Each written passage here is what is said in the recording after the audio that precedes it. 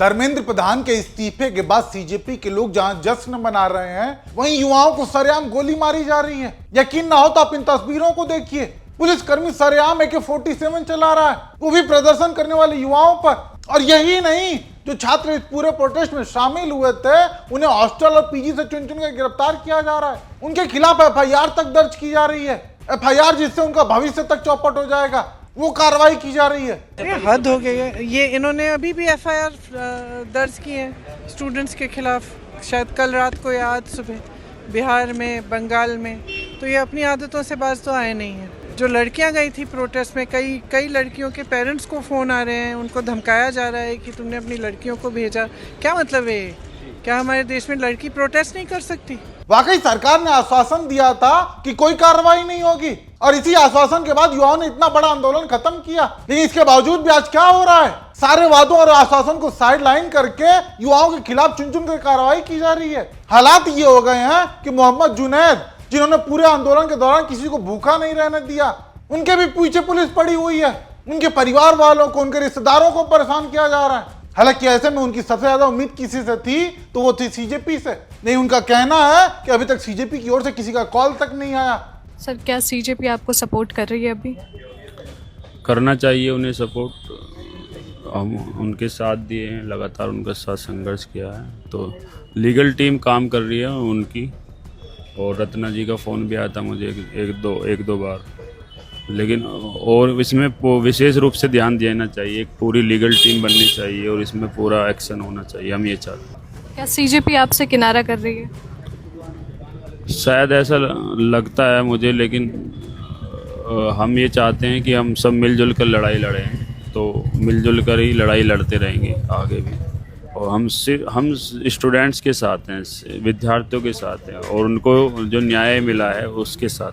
वाकई ये जरूर निराशा वाली बात है कि जिस जुनैद ने पूरे आंदोलन छात्रों का इतना ध्यान रखा, आंदोलन को आगे बढ़ाने में अपना एक महत्वपूर्ण योगदान दिया, लेकिन आज उनके पीछे हाथ धोकर पुलिस पड़ी हुई है। और वही लोग उनके साथ खड़े नहीं दिख रहे हैं जिनसे जुनैद की सबसे ज्यादा उम्मीदें जुड़ी हुई थी। उनके घर अरे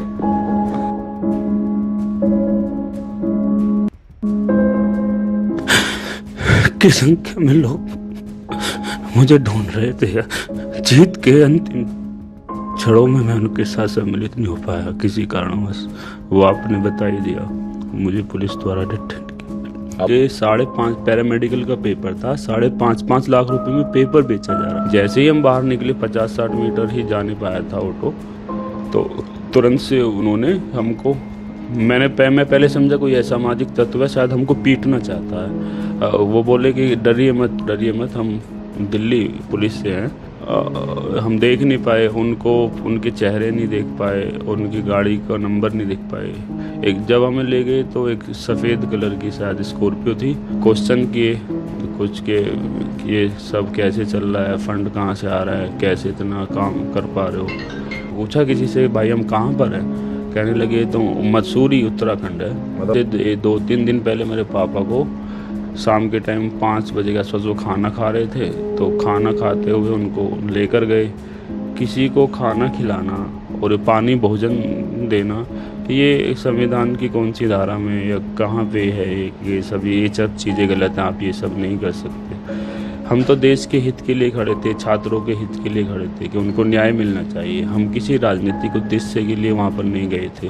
कोई मतलब एक अच्छा ऐसा आंदोलन हो रहा है जो देश के हित में है और शिक्षा के हित में है। अब अगर ये सब करना अपराध है, तो मैं तो ये अपराध एक बार नहीं 1000 बार कर। देखा आपने, जिस इंसान के पूरे आंदोलन किसी ने एक आंसू तक नहीं देखे, आज वो फूट कर रोने को मजबूर है।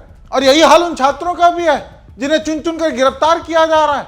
बिहार में तो और भी बुरा हाल है, पुलिस हाथ धोकर पीछे पड़ी हुई है। एक तरफ जहां पे हम धर्मेंद्र प्रधान के इस्तीफे का जश्न मना रहे हैं, वहीं दूसरी तरफ देश भर में जो लोग पेपर लीक के खिलाफ आंदोलनों में शामिल रहे, उनका विचहंत चल रहा है।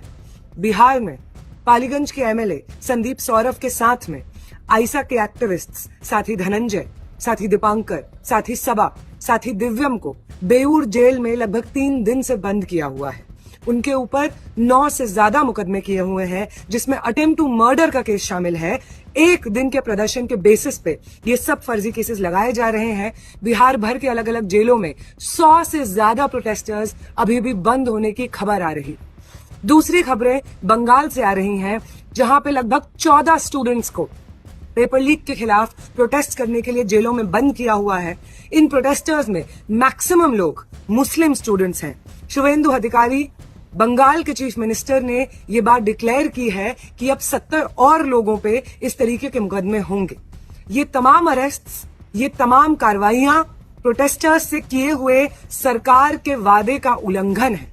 वो वादा कि किसी प्रोटेस्टर के खिलाफ कोई भी कार्रवाई नहीं होगी, वो वादा कि धर्मेंद्र प्रधान इस्तीफा देंगे और उनके इस्तीफे की मांग उठाने वाले छात्रों का प्रदर्शन जायज था, ये इन तमाम चीजों का उल्लंघन है। मैं कल पटना आ रही हूं उन स्टूडेंट से मिलने जिन्हें जबरन बेऊर जेल में बंद किया हुआ है, उन प्रदर्शनकारियों से मिलने जिनके ऊपर पुलिस ने लाठियां बरसाई और अपने तमाम वादों पे आज भाजपा की सरकार मुकर रही है। आप सबसे अपील करेंगे कि कल अगर आप पटना में हैं तो कल आप पहुंचिए और मैं आपसे पटना में मिलूंगी।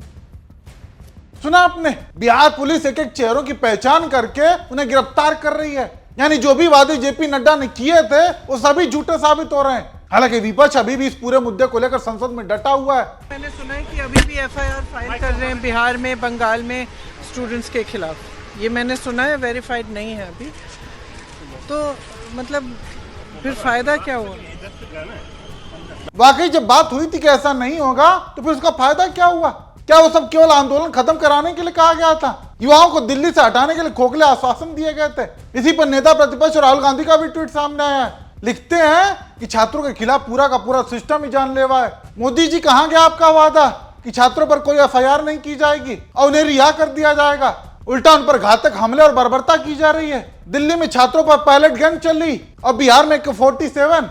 उत्तर प्रदेश, पश्चिम बंगाल, बिहार हो या दिल्ली, हर जगह पैटर्न एक ही है। पहले भी कहा है कि सरकार झूठी है, सुधार इनके बस का नहीं है, अपनी बातों से मुकर जाएगी और हर तरकीब से छात्रों की आवाज दबाएगी। मोदी जी, देश के छात्रों से माफी मांगिए और जिन्होंने छात्रों पर हमला किया है, उन्हें कुचला है, उन पर कार्रवाई कीजिए, छात्रों पर नहीं। वाकई ये तो सीधे सीधे वादा खिलाफी हुई है, क्योंकि सरकार ने वादा किया था कि ऐसा कुछ भी नहीं होगा, लेकिन जैसे युवा दिल्ली की सड़कों से हटे, सरकार ने अपना असली रंग दिखाना शुरू कर दिया। हालांकि विपक्ष अभी भी इस पूरे मामले को लेकर, छात्रों पर हो रहे कार्रवाई को लेकर संसद में मोर्चा खोले हुए हैं। लेकिन लोग सवाल ये उठा रहे हैं कि जिनसे सरकार की बात हुई थी, यानी सीजेपी और उनके प्रवक्ता, उनकी अभी तक कोई प्रतिक्रिया तक क्यों नहीं आई?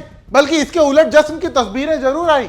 जश्न मनाना भी चाहिए, लेकिन लड़ाई पूरी होने के बाद, और लड़ाई अभी पूरी नहीं हुई है, क्योंकि सरकार से युवाओं की 3 मांगे थी। पहला, धर्मेंद्र प्रधान का इस्तीफा। दूसरा, पेपर लीक के चलते जिन छात्रों ने सुसाइड किया उनके परिवारों को 1-1 करोड़ का मुआवजा। और तीसरी मांग कि जो भी छात्र इस पूरे आंदोलन में शामिल थे उन पर कोई कार्रवाई न की जाए। ऐसे में सरकार ने एक मांग तो मान ली, धर्मेंद्र प्रधान का इस्तीफा तो आ गया, लेकिन 2 मांगे अभी भी अधूरी हैं। और जिस तरीके से अभी युवाओं के खिलाफ कार्रवाई की जा रही है, उसके बाद तो और भी सवाल खड़े हो रहे हैं। हालांकि विपक्ष अभी भी इस पूरे मांग को लेकर सरकार से सीधा सवाल पूछ रहा है और संसद में मोर्चा भी खोल रखा है। ऐसे में अब देखना ये होगा कि सरकार अपने वादे के मुताबिक काम करती है या फिर हर बार की तरह वही वादा खिलाफी करती है।